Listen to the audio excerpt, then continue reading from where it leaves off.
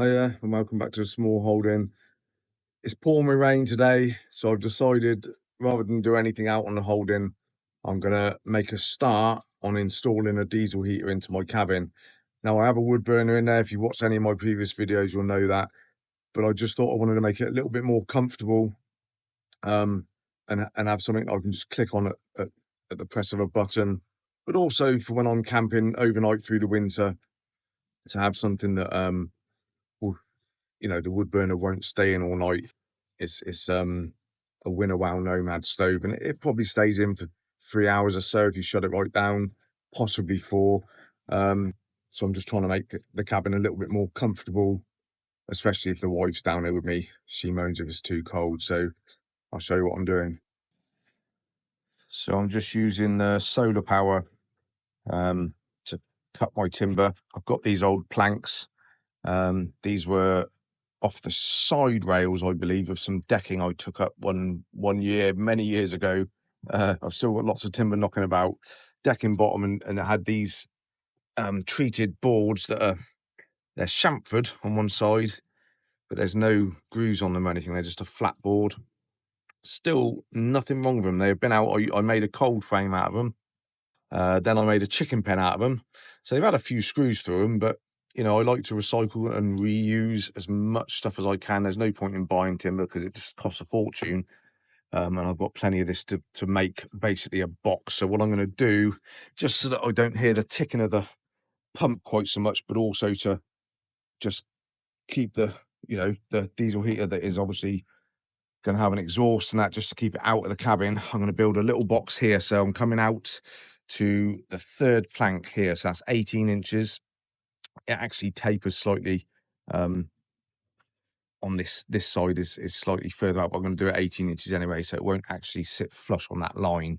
It'll be slightly that way of the line, that side, just because the shed body is slightly out of square, I think. But basically, I'm making a box 37 wide. Going to come right to this door post here, 18 inches out, 37 long, and that'll be plenty enough to sit the diesel heater in. I'm going to vent the exhaust out of the side here, venting out and away from the cabin, and then I'm going to have the air blowing through the wall here. This is my solar power, so I'd need to do the same this side, build a box for the solar.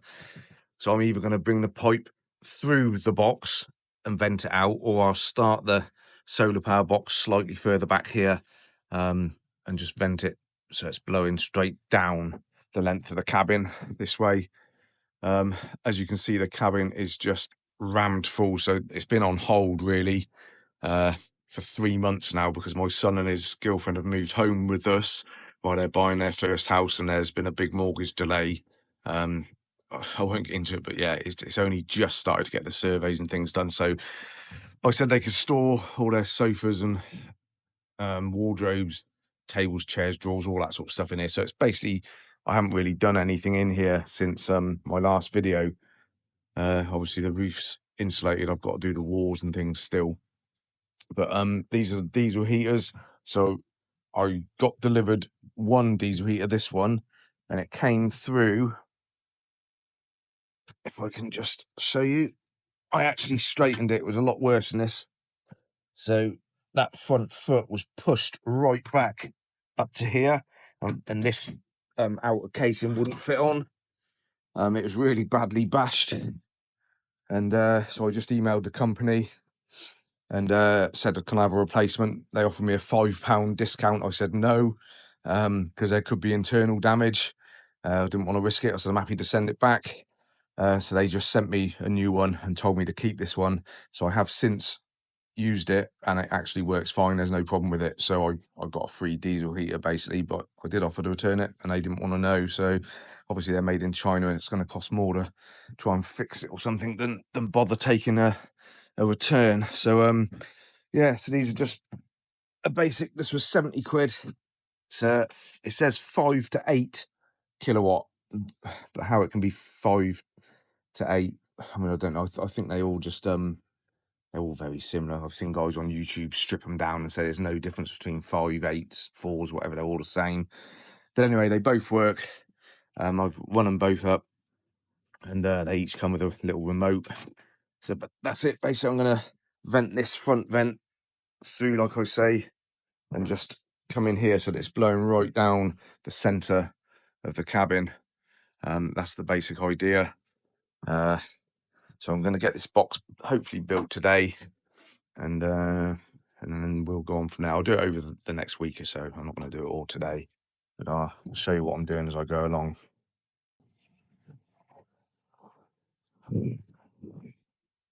I've built a box.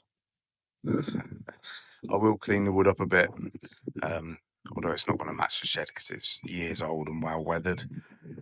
But I'll give it a clean up and a bit of decking oil. But yeah, that's the idea. So that's going to double up as a seat. I'll get a little cushion for the top. Somewhere to sit and have my brekkie out here when I'm camping. I'm going to have a little fold up or slot-in table that I'll put in the front here. So all I need to do now is I need to order some T-hinges for the lid. So I've given it a little bit of an overhang, just enough to get your fingers under, and then that will hinge up from there. So obviously that's not connected at the moment. That back bar is fixed in, so that will hinge from there and open up. Stay there, don't fall on me. So I need to pick them up tomorrow. So basically I made it plenty big enough. There's no point in being tight. Plenty big enough in there. Probably big enough to keep a can of diesel in the front of it here to the side or something. So I just need to sort out where the pipes are going. I have ordered a stainless steel boat exhaust sort of thing that goes through the hull of the or whatever of the boat. It's in like a stainless steel thing, and it stops it burning, catching the wood, because the exhaust does get really hot. So that will go through here, and I'll have to just vent that out. And then there's probably enough exhaust there to probably just come out maybe sort of 6 inches this side, and it'll just be blowing the exhaust away out there. If I find it's sort of the exhaust is coming back in, I can always get a longer exhaust and attach it to the edge of the shed and have it firing out the front that way. But yeah, so that's basically the idea. Hinge lid like that. Like I say, I just need to pick up the hinges, and I'll get a little hasp and staple lock for the front there, and then I can just have that diesel heater there. They come with this flexi pipe, which you just pull out. Obviously, it'll probably extend to about 3 times that length or something, like concertinaed. That attaches to the front there, and I'll just need to angle it round, cut the hole through the shed, and then that'll come out here. Obviously, I'll finish it off when the shed's all planked or sheeted, whatever I'm going to use. And then you have a little vent attachment. That bit there attaches to the front just to neaten it all up. Yeah, so we're getting there. That's all I'm going to do for today. The box is built. I'm happy with that. It's all fixed to the shed there and there, and then to that, so it's really solid. And that timber is all 1.25 inch planks, pressure treated planks. So I mean that'll last. Yeah, happy with that. Right, so the box is finished. I actually didn't have to buy any hinges. I found these on an old gate that I forgot I had. It's amazing what you can find when you don't throw anything away. So obviously I've left a little lip here. I haven't put a lock on it yet. That is something I've got to do. So obviously that just lifts up, and I'll have to put a little wedge, something to hook it onto just to stop it, because if the wind blows it does fall forward. But for now I'll just put a bit of wood there. So I've installed the wood, the diesel heater. So what I've done is just drilled a little hole. It's actually quite tight, just to put the electric through.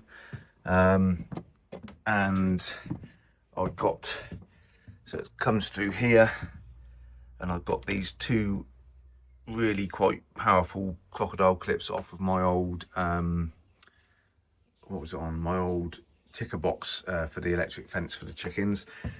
So I've connected that up, and display panel has come on, if you can see that. Now luckily one of my old videos, I don't know if you saw it, I made some chicken feeders, and I had this hole saw that came with the pack of chicken feeders, and just literally, grace of God, it was exactly the right size, literally just tight as tight. Got the vent pipe through, so obviously there's enough there. I can pull it back a bit or cut it off when I finish the cladding inside. So that's all done. You can see it, how tight it is, absolute perfect fit. I mean, it's just one of those things I thought, oh, I'm gonna have to jigsaw it. I'm not gonna get it perfectly round. And I just was looking through a box and I found that saw. Perfect. So that's clipped on, and you've got this air intake here. I've just brought up this side. I may put a clip up on the side here, but for now that's fine there. And then the exhaust, I bought 2 right angles because it's just easier to fit it. So I brought that out and along here, and then I bought a stainless steel. This is like for venting the exhaust out of, it's called a boat hull exhaust vent. So your pipe just slides really tightly on there, and then on the outside I used the other section of pipe from the other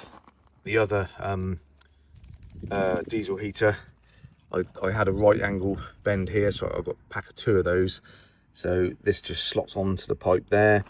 And what I've done is I cut the hole through the wood just to the edge of these screws. They're literally right on the edge of the hole, so that the stainless steel pipe in the middle, even though there is a gap here, the stainless steel bit in the middle isn't touching the wood as well. So you know, hopefully that's supposed to stop it melting or burning anything. So hopefully that'll work. I brought it just away from the timber here, and I'll just attach a little bit of bead in there just to attach these clips to, so that there's a gap, so it's not actually touching any wood.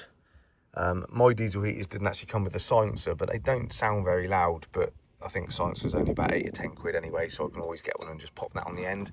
So all I will do is get some, I've got some inch mesh, like heavy duty weld mesh, and I'll just put a little cage just around that, just so the dog doesn't burn his nose. And also if we're having family campouts, which we do sometimes, just so any of the toddlers don't come over and touch that pipe, because that will get fairly hot. So yeah, that'll just blow the exhaust out down the side of the shed there. You know, I can always redirect it if I think it needs to go a different way, so that's not a problem. So let's fire her up. So she's on. This is the little remote. You just have on, off, and then up and down. So I'll just press on, and there you go, it's turned on.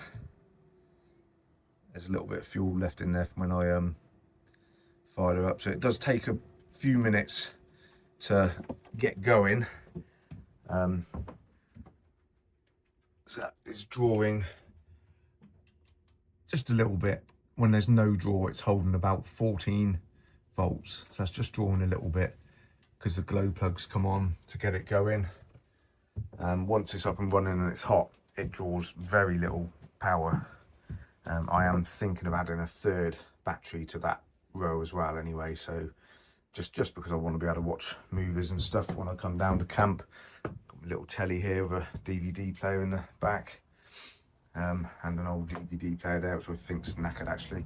But I'll give this a few minutes to get going, and I'll come back when it's roaring away. So that's been running now at level 10, the highest level, about 10 minutes, 10 or 12 minutes. I know the phone picks up the sound, and it makes it sound a lot louder than it actually is, but I will turn it down now to level 1, which is probably what I will have it on. So that is now level 1. That will just slow down over the next couple of minutes. So when they're running, that's holding around 13 volts. It went down to 12.7, getting up to temperature, and then it sort of doesn't use as much power. Then it just runs the fans, I'm assuming then. But yeah, that is kicking out some proper heat now. Couldn't hold my hand in front of that. So nothing is smouldering. But But what I'm thinking I might do, obviously it's a fairly big box, but I didn't want to cram everything in. I am going to cut some vent holes that side and that side, just so that there's a flow of air, maybe in the front as well, just to keep it well ventilated. Probably the same size as that, and then I've got some mesh, insect mesh to go over them, but nothing has smouldered. But what I might do is I might build a little wire rack just behind here, just about this high, because I'm thinking if I've got wet boots in the winter and this is running through the night, I could stand my boots in the box here and dry them out, possibly. But yeah, so it's all going well. One thing I didn't mention, it's important with your exhaust to have it angled down, because you can get a condensation build up. So from there to where it comes into the other side, it drops about 1/2 inch, 3/4 of an inch, and then obviously that's coming down here and down and out. A friend of mine did have a bend in his pipe that went slightly upwards, and he's got one for his outbuilding, and he had plumes of smoke coming out. He said it was just like a smoke bomb was going off, gurgling, and it was obviously choking it out. So yeah, that's important. Remember to always slope your exhaust down. So just having a listen at the end here. So there is some noise, obviously. I may get a silencer, they're not very expensive, but there's not a lot of heat coming out here actually. It's not pumping out anyway. But yeah, so that's on level 1, it's slowing down. So you can, if you listen, that's the pump, just sort of clicking away. So I'm sure I will still hear that. And obviously when the door's shut and that, and I've got the insulation on and everything, it might be a little bit quieter. You can get an upgraded pump, I think they're 20-25 quid. So that might be an idea, because I don't like, when I'm trying to get to sleep, something like that would probably drive me mad.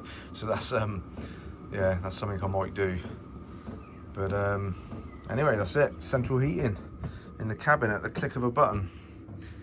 All wired in, all ready to go.